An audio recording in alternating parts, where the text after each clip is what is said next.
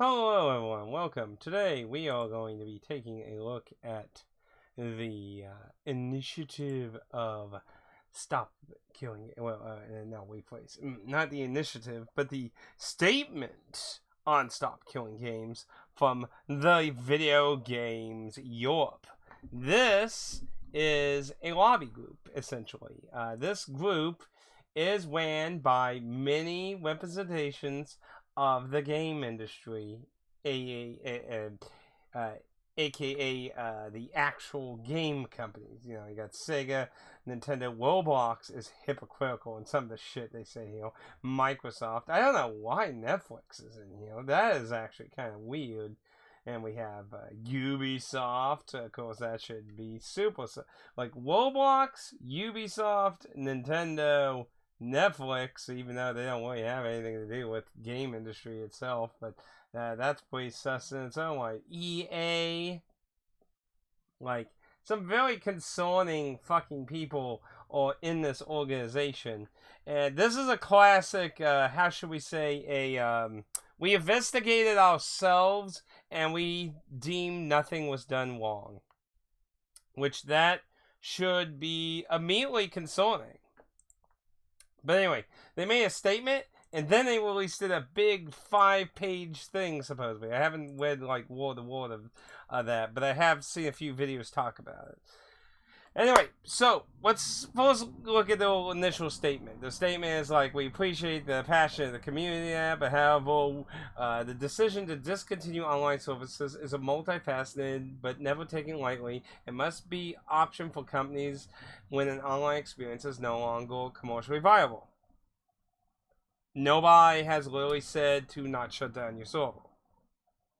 So immediately they're all away going a pirate software moronic stance here and thinking that the initiative of this is to make them forever keep the servers up. They're immediately all away basically throwing shade. They're trying to do what pirate software did. They're trying to misinform people at what's going on here.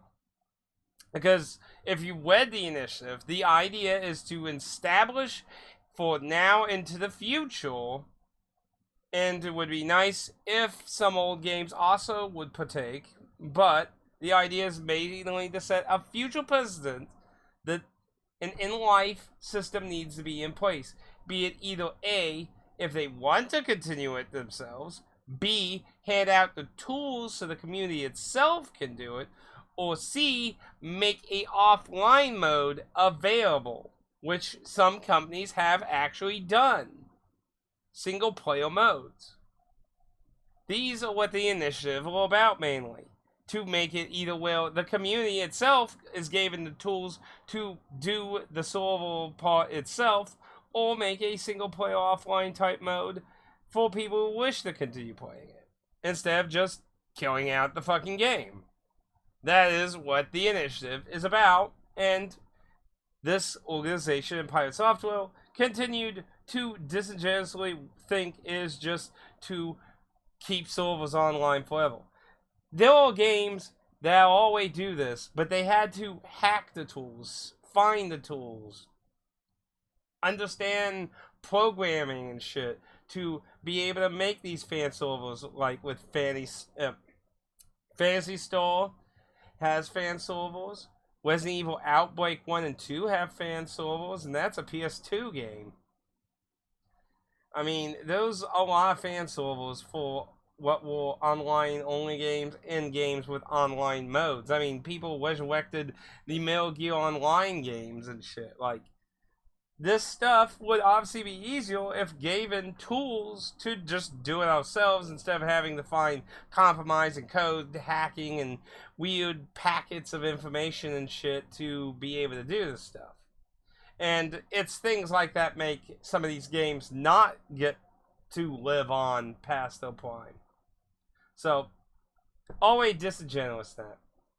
We understand it can be disappointing for players, but when it happens in the industry, ensures that we'll give them fair notice. Fuck you, you hardly ever do. Like, you hardly ever give any real fucking notice. It's usually like a month or 3 months out. So, and like no fucking kind of real, like anything back for it. Now, I'm sure they try to follow those so-and-so laws that protect them.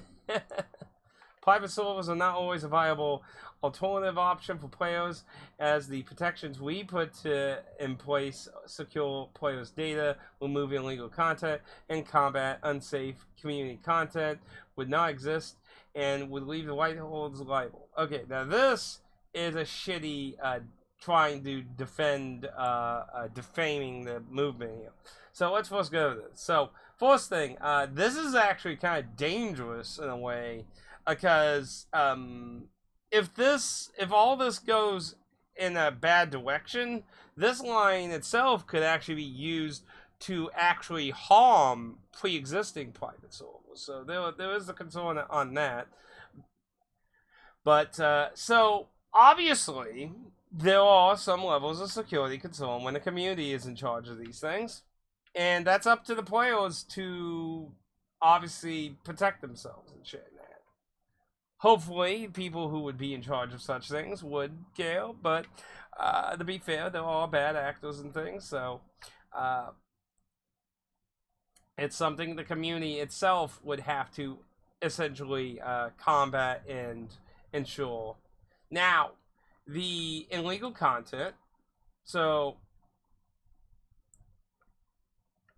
to be fair, there are things that have happened before, like terrorism and shit, trying to like covertly pass information through things, and that kind of thing has happened. And I mean, that's gonna always be a thing in everything, and that but the main thing with all these, and of course this is kind of weird because this is kind of like mod related, so that shouldn't even be really up to them at all, really.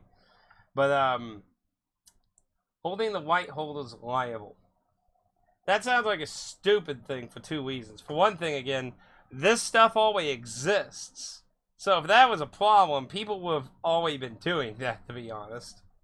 And second thing, you can obviously change the fucking terms of service to say that the community thing and shit have nothing to do with the fucking white holders.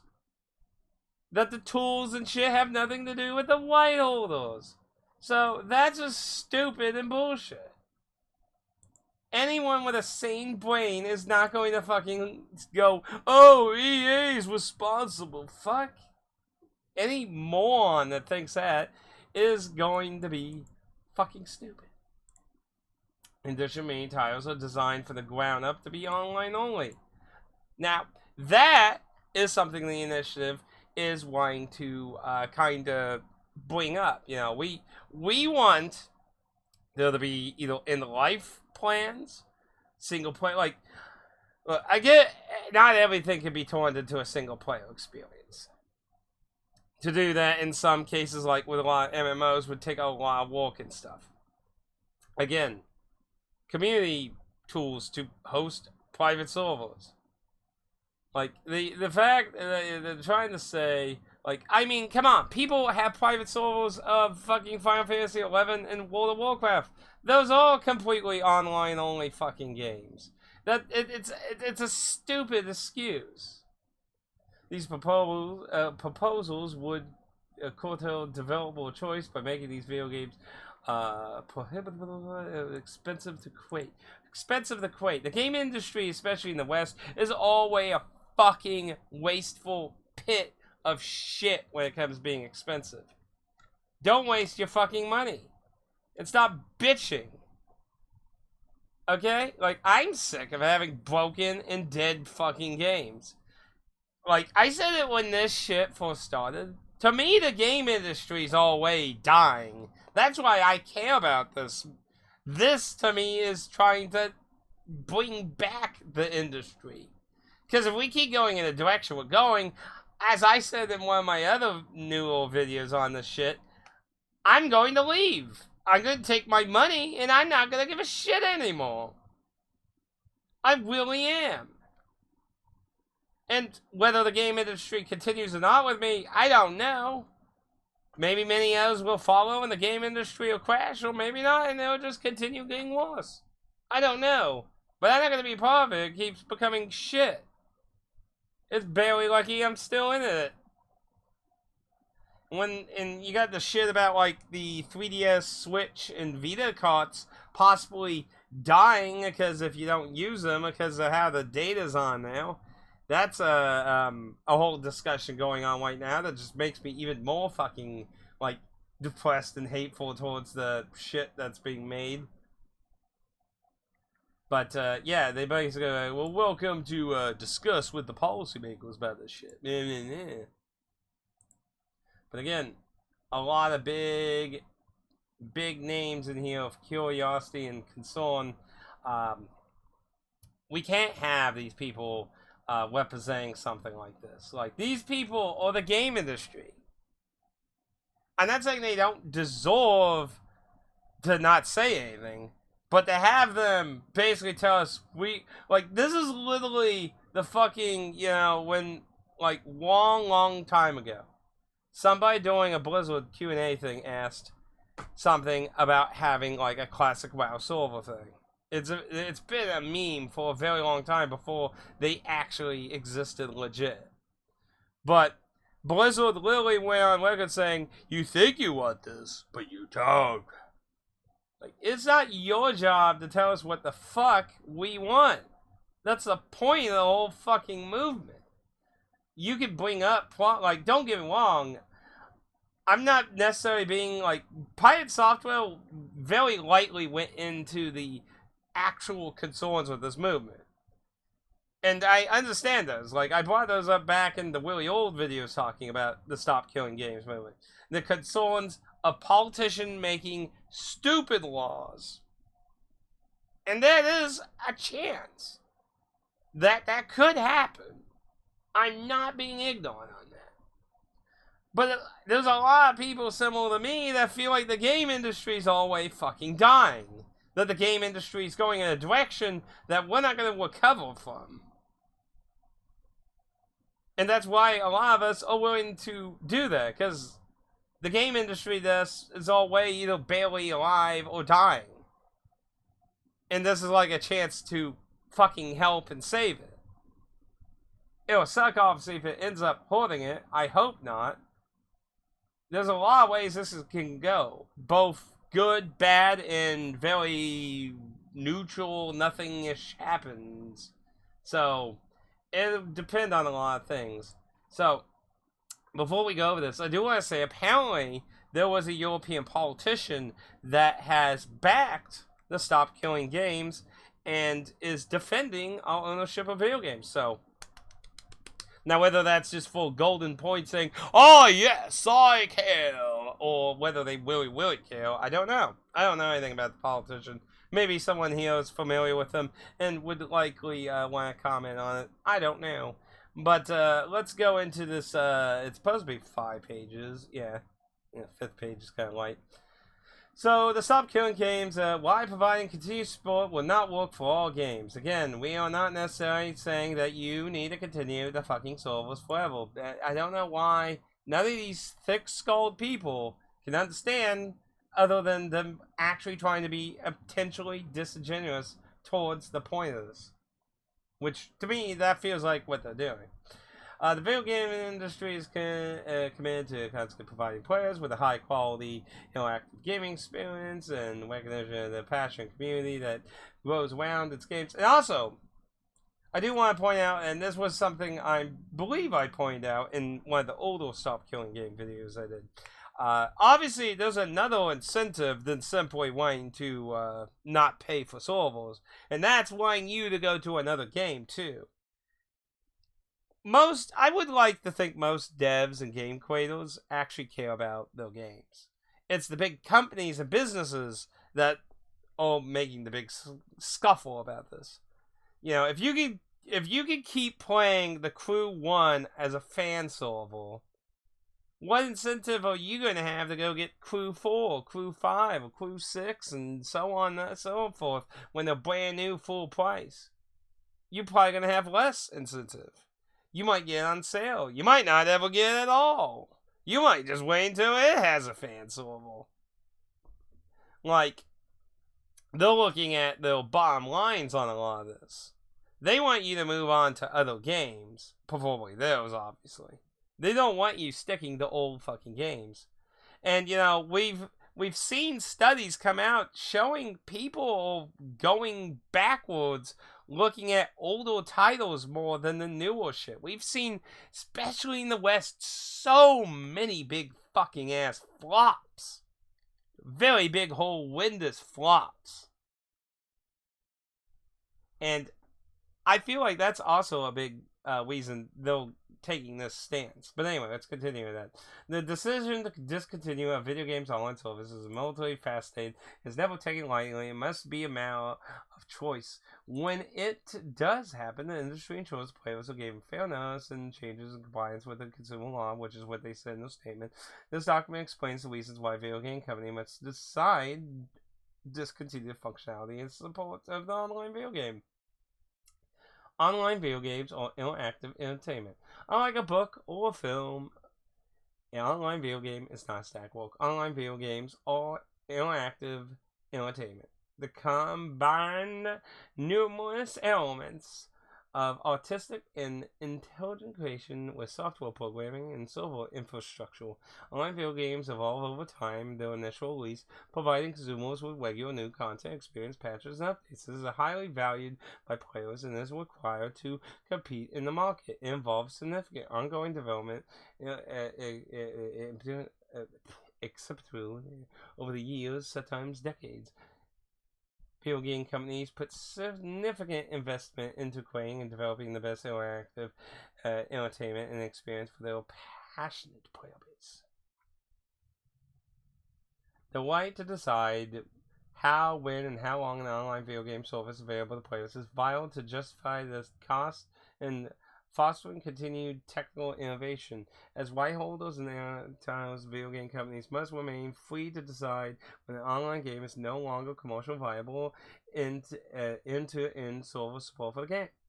And again, the initiative is not about you not having that right. That's what these thick-headed fucking morons are either trying to purposely mislead politicians to, or literally just that fucking stupid.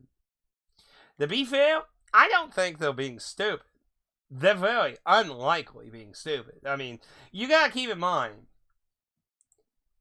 these companies, remember when the loot box stuff, if you never saw or knew, the loot box stuff actually went to EU courtrooms and shit.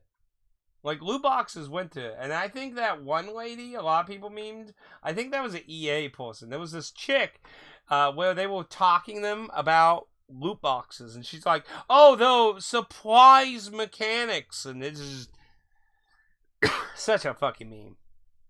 She is a part of this group. These people, I don't think, are stupid. I think these people are intentionally trying to be misleading and trying to get lawmakers who likely don't understand the shit as fully to side with them with that ignorance.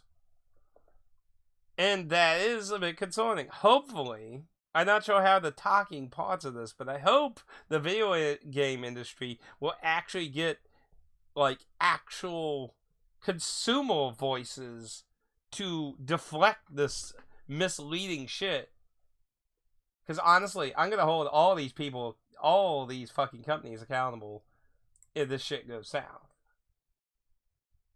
Opposing a legal objection to continuous over indefinitely or develop online video game to specific technical manner that allows permanent use will rise the cost and risk of developing games. Again, nobody's asking for that. They just want the fucking tools to play the game. You want to be a bunch of fucking little dumb prick fucking assholes and not let people continue to play something they fucking paid money for. It will have a chilling effect on game design. No, it won't. It won't. People literally hack this shit to be functional. If you just gave the basic shit for people to do it and disconnect yourself through terms of service or whatever for any responsibility what happens to it after, doesn't matter. You want to know what the real chilling effect is? You're worried about people not buying your new games. That's the chilling effect. You're worried people would just play the old shit, which I would be concerned about, because that's happening. That's happening right now. It is a trivial modification or a simple addition to the game development phase. It would ignore material with the rules of safety and security concerns. Like, your concerns security-wise should only be any of your unique crap related to your piece of shit company. You know, that's the only real argument you have there. Other people's safety shouldn't be anything you're concerned, because you're not going to be winning the game anymore. It is just stupid. While there are video game companies that have elected to enable their online games to live beyond what is being proposed, their commercial viability, this must always be a matter of choice, as it would depend on whether reasonable and appropriate for the specific games company and audience. All video games, whether digital or physical copies, are licensed, as in the case with virtually all digital works from consumer purchase online games, regardless of the country of sale. What they acquire is a personal license to access and play the copy of the game they have purchased in accordance with the game's terms of service. The consumer does not acquire the ownership of that video game. These clear intellectual property rights underpin the entire market and enable the strong investment that the industry has seen for decades. There is no legal uncertainty about the status quo. Look. This is something all the naysayers want to say about shit. Like, you don't own the video game, you acquire a license. And the point is that you get to continue playing that fucking license beyond. Nobody's saying, I bought Mario, so I own the Mario IP. That is what literally no one means by this argument. They are saying they bought the fucking video game so they can play it, and they have the continued right to play it. We are going down a road where those rights are being fucking taken away. Hell, there's other things probably even more concerning about, like our fucking cars, appliances and shit. That are going down these fucking routes of not having any fucking rights at all with any of this shit.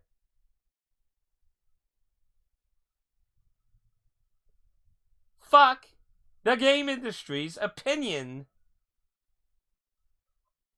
Because that's not how any of this shit works.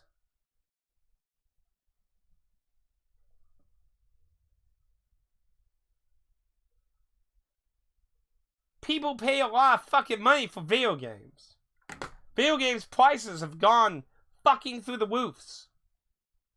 $80 for fucking Mario Kart. And that's only in America. Fucking Australia is like over 100 fucking some dollars in Australia. I think it's the same in Canada, actually, I think. It's fucking stupid. It's ridiculous. It's insane. Why the obligation on video game companies to provide only a limited type of end-of-life plan is disproportionate. It's not clear what the... This is the most retarded... This isn't rocket science. Fuck you. Like, I feel like EA's fucking lawyers wrote this shit. Fuck you. It's easy to understand. It's because you're a moron. You're greedy fucking morons. No, they're not morons. They're really being disingenuous. I hope all these fucking people. I seriously hate these people. Because they're either super stupid or they're literally being disingenuous. And I'm pretty sure they're being disingenuous. It is not hard to understand. There are thousands of videos repeating it over and over again. It's about the ability to continue playing, be it on a private server, or whether you want to develop some kind of single-player offline mode, or lane play or something. Nobody is saying to continue your online service forever. Pick a lane and go with it.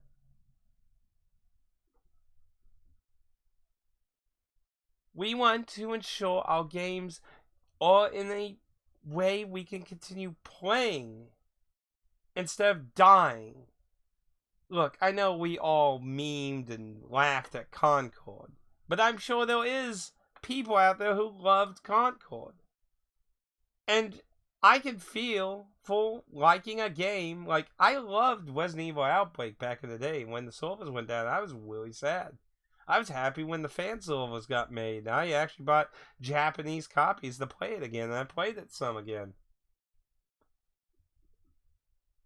As much as most of us probably hate Concord and shit, I would want anyone who actually loved Concord to have every right to pop in their disc and play with friends or some form of playable version of it. Be it with bots or whatever. This shit isn't right. We had, like, games literally had ways to hook up systems, computers, and shit to have local, offline, fucking multiplayer shit and stuff. You almost never see that in even fucking PC versions, let alone console versions of anything. I mean, at least it was, like, rarer option for consoles, but it makes even less sense for even PC versions not to provide those kind of options. These games are deliberately made to fucking die.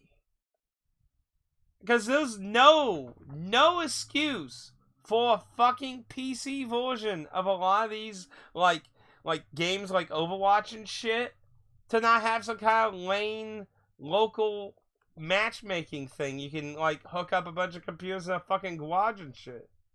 Games used to do that already. That used to be part of game development. That was a very common thing with a lot of games. So it's bullshit. It appears to be a combination of a requirement to provide online services as long as the consumer wants them. Regardless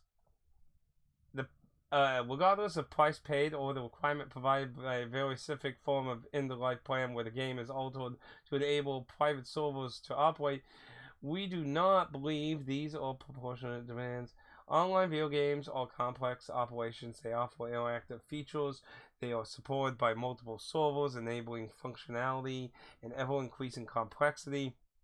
This is integral to the modern gaming experience that players expect.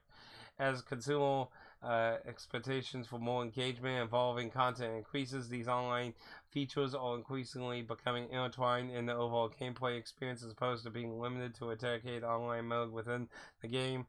In many video games, this interconnected makes it difficult to clearly segregate online features from offline functionality. Here are ways in which players and companies would be affected. Player safety. Reduced or no player protection. Requiring games to run private servers would result in the inability for game companies to continue to protect players from illegal and harmful content or conduct. First thing, there were multiple cases of you all failing to do that multiple times. A lot of times. And in half of those times, a lot of times you didn't even inform customers until months later, until, like, oh yeah, we got hacked, so we kind of got our hands tied behind us and we have to tell you now that. So, fuck you on that. Now, I will admit, there is the risk of things like that, malicious actors making maybe a way to collect data or something that, I mean, I'm not going to deny there's the possibility of that happening, but again, that wouldn't be your responsibility. That would be the community's responsibility to moderate that kind of thing. Let's see. As though moderation player safety teams would no longer be involved. Duh! And in particular, cheating would become rampant without proper enforcement. First thing, there's tons of games with fucking cheating in them that don't get fixed. If I remember correctly, there's a lot of older Call of Duty games that are actually suffering that problem right now. The last time I remember, actually. So, good job on that then. So, yeah. Now, to be fair, I will be fair. There is probably more opportunity for cheaters and bad actors to do things like that on private servers.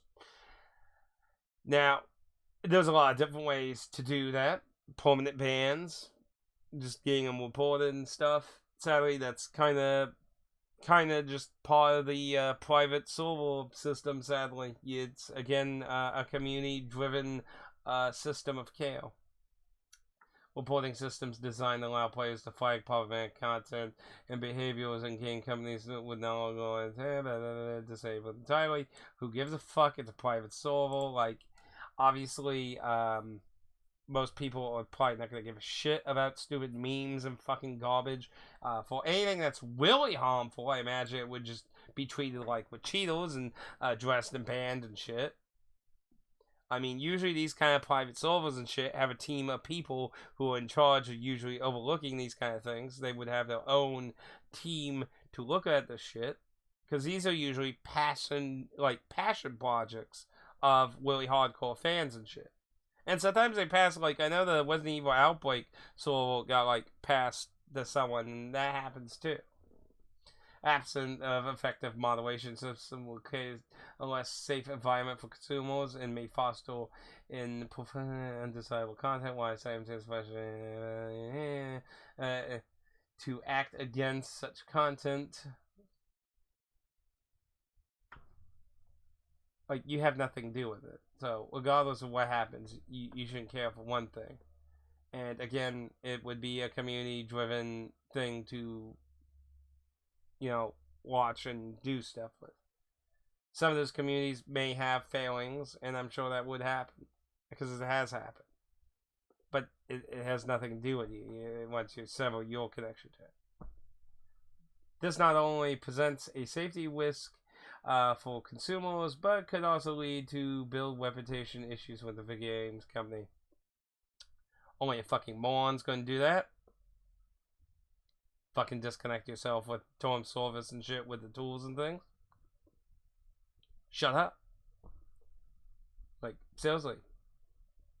I don't see people going into Phantasy Star 1 fucking online saying, "Oh my god, Sega's a bunch of shitheads." Like, fuck off. Stop being a retard. Increased security risk. Releasing game code or server binaries to facilitate the creation of private servers operation by players could expose game companies and consumers to bad actors, malware, data breaches, and DDoS attacks. Well, for one thing, DDoS attacks happen regardless of whatever. I mean, those sadly don't really get stopped no matter what, really. There's a lot of those everywhere, so good luck with that. Again, you've all been hacked and data breached quite a lot. I mean, fucking last time I remember, fucking Timefall 1 and 2's online modes were completely being fucking held down by like some kind of fucking bots or something. And as far as I last heard, I don't know about currently, it was basically completely locked down. So, again, excellent example of the companies providing defenses, right?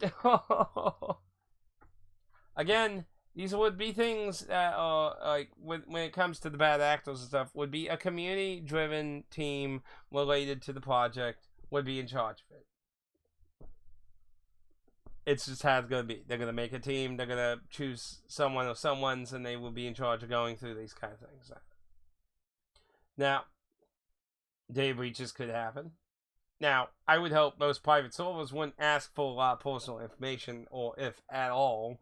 There's not really much reason to ask for that shit other than the potential concern of, because, I mean, they don't need it. I mean, the private server is most likely going to be free. There could be, depending on how this all turns out, could be a possibility of people making money to run the server, possibly. That's not been something that's really been widely explored. Because usually most cases of that happening don't usually survive very long. Most fan servers, in my experience of ever knowledge, have been free. So there should be no reason to have personal information attached to them. That would only have to likely exist if there was some kind of money system. And if it came to that, obviously there's a risk there. Just like with these companies. Because if the doctors and the banks and the phone companies, if for some reason have doctor information, I remember that was, what, like a decade and a half ago, some phone company got hacked, and for some reason they had medical data in their shit. What the fuck? Like, they can't do it. To be fair, it's not going to be that much better with a player base. But again, I don't see why in 99% of the time cases there would be any real personal information for a data breach to actually really be a concern. Now, malware, that I would think would be kind of difficult to be a problem because somebody related to the team would have to do that, and that's not necessarily impossible. But I feel like that's just a very like outlying, like not very likely going to happen thing, but not impossible. Not impossible. I mean, companies themselves have done weird shit too, so. Impact on companies. Significant engineering and architectural challenging. Allowing players to run private servers would present significant engineering and challenges for many games due to the way such as online features are integrated with other property systems and services required for the game. Creating a private server compatible version would be a prohibitive cost, and in some cases years or decades after the game's initial release, when only a small audience remains. Well, fuck you. Fuck you. It doesn't matter if it's a small audience. We paid for it. We bought it. We want to play it. Fuck you. Fuck you. And fuck you. Fuck all you. That's bullshit. Especially after, like, all this fucking DEI shit, or DIE, or however the fuck, like, shit. Like, oh, if it saves one person's life, who cares about all the other people who suffer? Like, that's the kind of logic they had during a lot of that shit.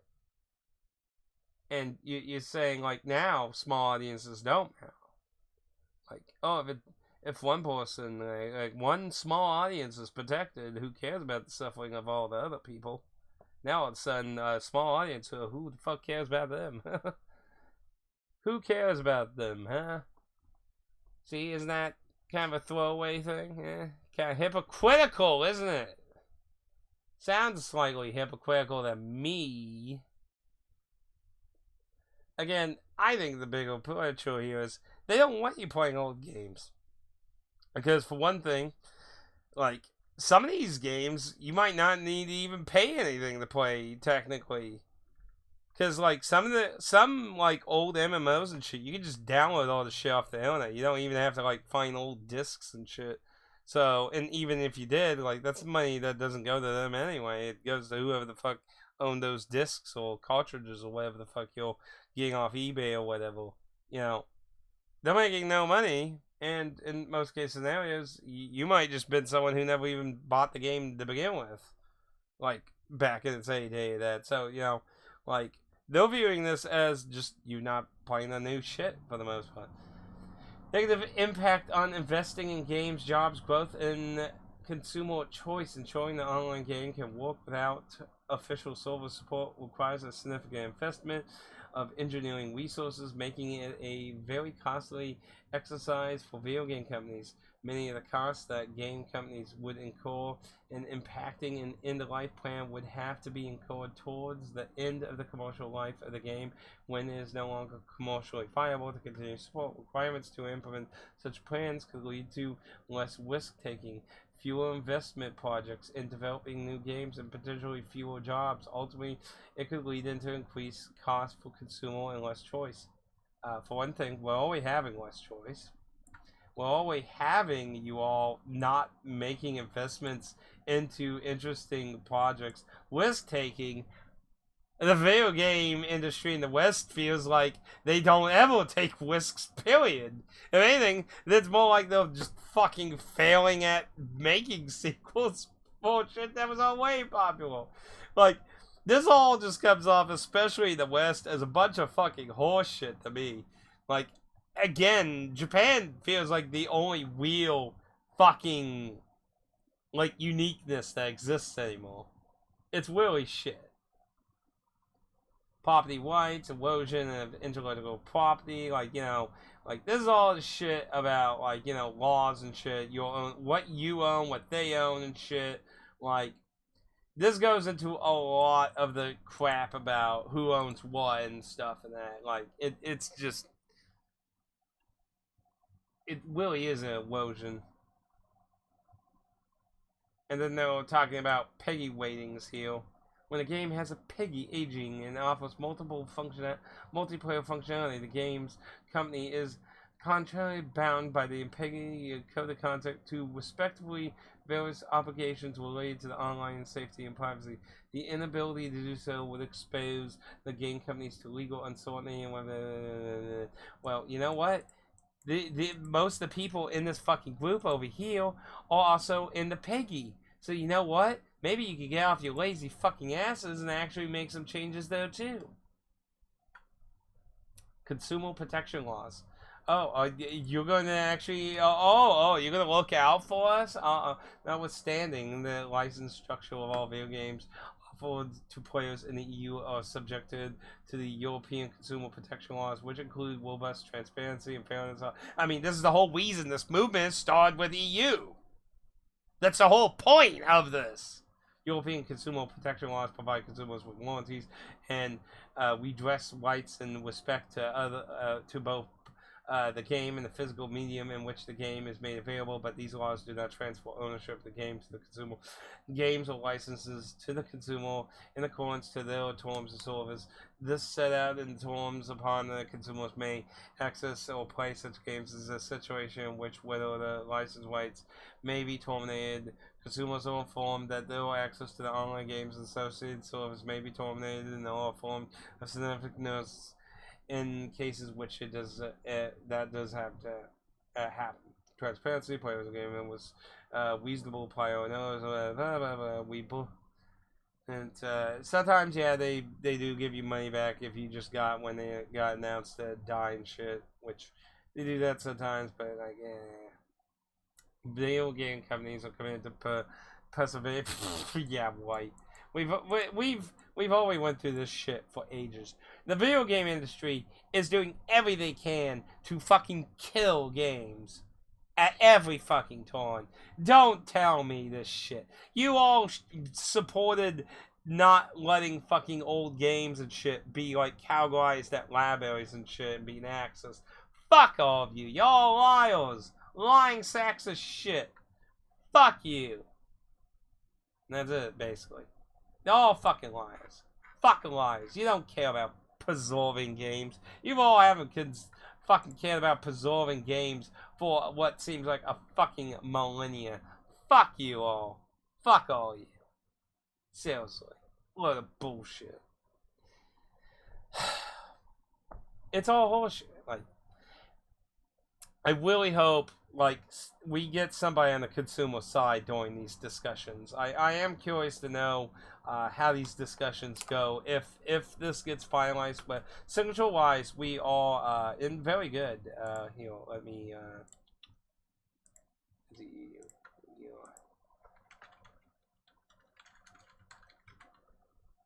space might help though.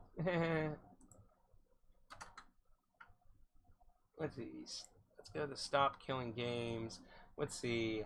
We have 338,318 over the petition. Let's see. Let's take a look at it here. So, yeah, we're way over. Now, of course, there is concern some of these may be fake or invalidated and such. Again, remember, if you going to sign this, you need to be in the. You need to live in the European. You need to live in Europe. Isn't there like a map thing somewhere? Because, oh wait, that might have been the. Yeah, I think that was the other thing. No, wait, no, I'm pretty sure this one you had to.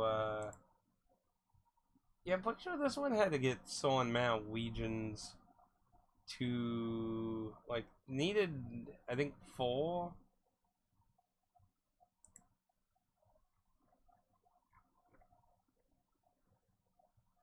maybe it was the other one. I don't remember. One of them needed a certain amount of locations. But, yeah. But yeah, I mean, Central is assuming not a lot of them are invalid or fake, is pretty good. Of course, more is better to just be insured, because who knows what bad actors might possibly hopped into. But, yeah, like, the situation is looking like the European side of the game industry is way for war. They...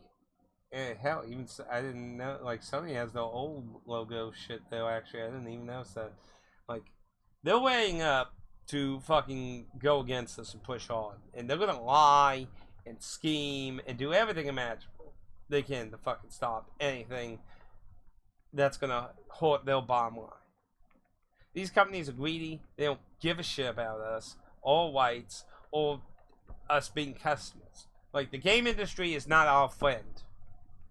So in devs and creators can be.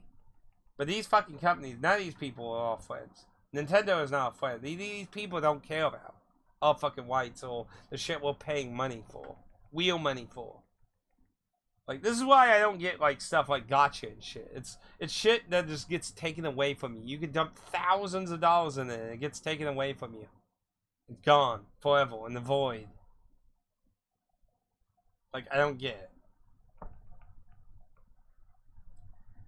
I'm not saying everything is perfect. Like, gacha games specifically are games that would have to likely, like, take out the surprise mechanics to exist in more of a private server way, obviously. Those ones would actually probably take some slight engineering and shit. But I certainly wouldn't cry for the gacha industry to fucking change a lot. But yeah, I don't really fucking give a shit how much of inconvenience these companies think. I'm sick of ending up with fucking dead games.